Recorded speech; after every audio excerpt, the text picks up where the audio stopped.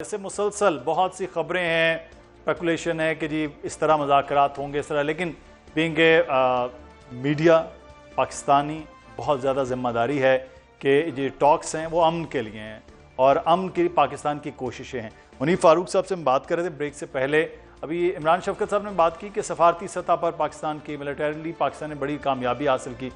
ये जो कामयाबियां हैं वो कह रहे थे कि माशी तौर पर बेहतरी, सफारती सतह पर बेहतरी कामयाबी होगी तो हम समझते नहीं कि माशी तौर पर भी पाकिस्तान के लिए एक बेहतरी और कामयाबी के दरवाजे खुलेंगे। मुनीब साहब जी, मुदस्सर साहब यकीनी तौर पर, और हम ज़्यादा जारी बात है आउट ऑफ कॉन्टेक्स्ट तो हमें बात नहीं करनी चाहिए जब तक तो कोई फॉर्मल अनाउंसमेंट नहीं होती। लेकिन मैं ये ज़रूर कहूँगा कि पाकिस्तान के मुआशी जो सतह है उसके ऊपर पाकिस्तान के लिए इंशाल्लाह कोई मुस्बत खबरें, मैं अगर ये कहूँ बहुत एहतियात से कि कुछ मुस्बत खबरें तकरीबन तैयार हैं और इंशाल्लाह पाकिस्तान के लिए मुआशी अमूर के हवाले से भी बेहतरी होगी आने वाले दिनों के अंदर, और अल्लाह ताला पाकिस्तान को और इज्जत से भी नवाजेंगे।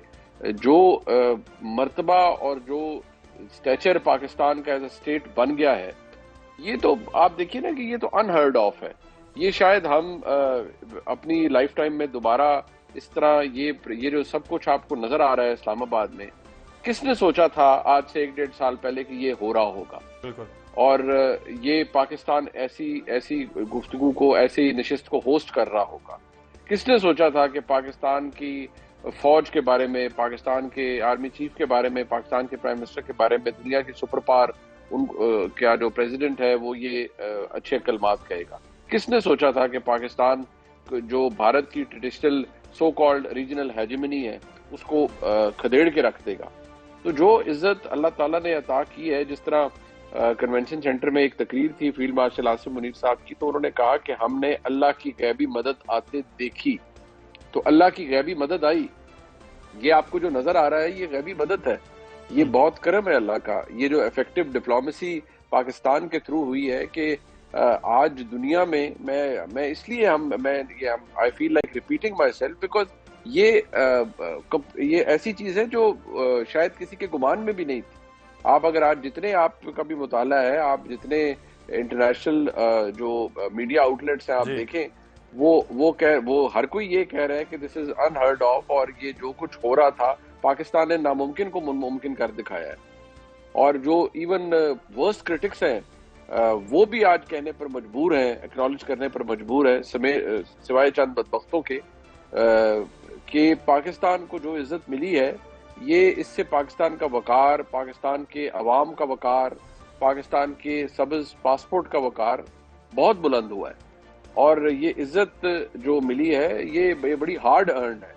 ये ऐसा नहीं है कि आप एक ट्वीट करते हैं और उसके बेसिस पर कोई सीज फायर हो जाता है। इसके पीछे एक बड़ी वेल एंट्रेंच्ड इफेक्टिव डिप्लोमेसी है which obviously played it's part, और उसके पीछे बड़ी वाकई मिडनाइट ऑयल बर्न किया गया है, पर्सनल कॉन्टैक्ट्स इस्तेमाल किए गए हैं, पर्सनल इन्फ्लुएंस इस्तेमाल किया गया है, जो अब आज हम देख रहे हैं, विच इज एब्सोल्युटली ग्रेट। बहुत बड़ी बात है ये, और ये अगर अल्लाह ताला करम करे ये खैरियत से कंक्लूड हो जाए और कोई अमन मुआहदा हो जाए, वो एनफोर्स हो जाए, तो पाकिस्तान के ऊपर तो एक टाइटल होगा पाकिस्तान के लिए, वो another notch in the belt, एक टाइटल होगा हमारे लिए कि we are the actual peace makers of the world, जहां हम कोई छोटे ममालिक नहीं, एक दोनों बड़े ममालिक, एक इस्लामी कुव्वत है, दुनिया का चौथा या पांचवा बड़ा ऑयल प्रोड्यूसर है, जिसने इस वक्त दुनिया की मईशत को घुटनों पर वो ले आया है अपना हॉर्मुज़ को ब्लॉक करके। दूसरी तरफ दुनिया की एक साम्राज्य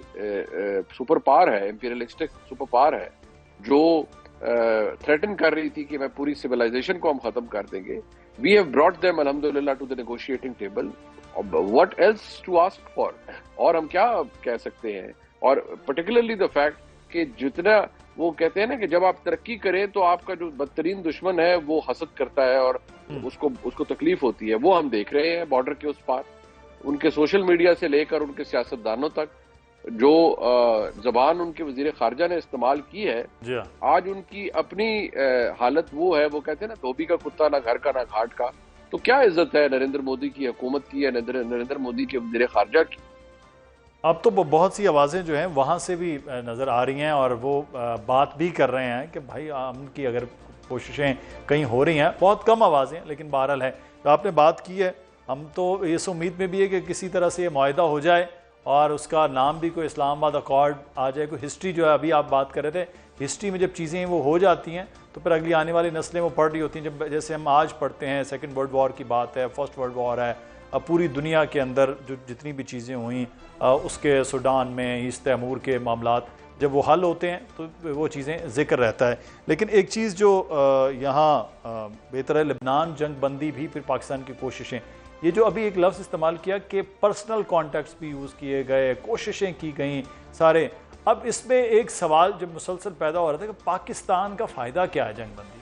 इमरान शफकत साहब, जंग में तो बाकी जो बड़े प्लेयर्स हैं, रशिया है, चाइना है, मिडल ईस्ट के बड़े ममालिक हैं, बाकी है जिनको हमसे ज़्यादा नुकसान मिडल ईस्ट में हो रहा था, लेकिन पाकिस्तान की कोशिशें सबसे ज़्यादा क्यों थी? पाकिस्तान सबसे ज़्यादा आगे क्यों था? देखें, बात यह है कि ये तमाम अफ्रीकन को पता था कि ये काम जो है वो सिर्फ पाकिस्तान ही कर सकता है। इसकी कुछ लोगों को जो बाय डिफ़ॉल्ट नहीं कर सकते थे। तुर्की में ये मुज़ाकरात नहीं हो सकते थे क्योंकि तुर्की और जो है और ईरान ये शाम में आपस में नबर्द आज़मा हैं, वहाँ पे इनका क्लैश है। फिर जो मिस्र है वो सिक्योरिटी प्रोवाइडर नहीं था उस तरह से।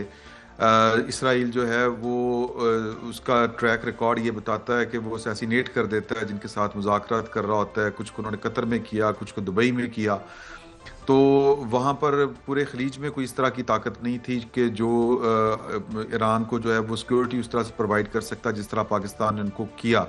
और मारवी सरमद साहबा का मैंने पहले भी कहीं पे कोट किया है कि उनका मुझे मैसेज आया कि अमेरिका में ये बात बड़ी धूम धड़के से चल रही है कि, और ये अपने वो सिर्फ पाकिस्तानी जो डायस्पोरा उसकी बात नहीं कर रही थी, वो चूंकि वहाँ पे यूनिवर्सिटी में पढ़ाती हैं तो वो हैं भी सब्जेक्ट उनके ये जो ये HR है और जर्नलिज्म जी, तो वो उनके जो प्रोफेसर्स वगैरह जो उनका हल्का अहबाब है वो वहाँ पर ये गुफ्तगू हो रही थी कि ये पाकिस्तान के जहाज जो हैं वो पाकिस्तान लेके आ रहे हैं उनको, और फिर वो कोई लड़ाका तैयारे भी हैं, इस तरह की उन्होंने मुझसे बात पूछी।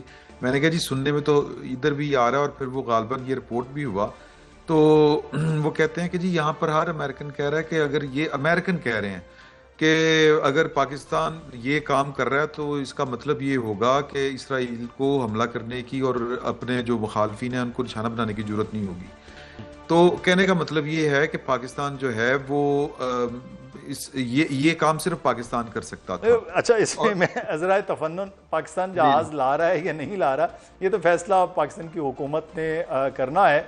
लेकिन आप देख लें कि मई 2025 के बाद उन जहाज़ों का बहरहाल रोब दबदबा जरूर हो गया जो आप बात कर रहे हैं। हाँ, यही चल रही है ना, इस तरह की चीजें रिपोर्ट की जा रही है या बातें कम से कम इस तरह की चल रही हैं।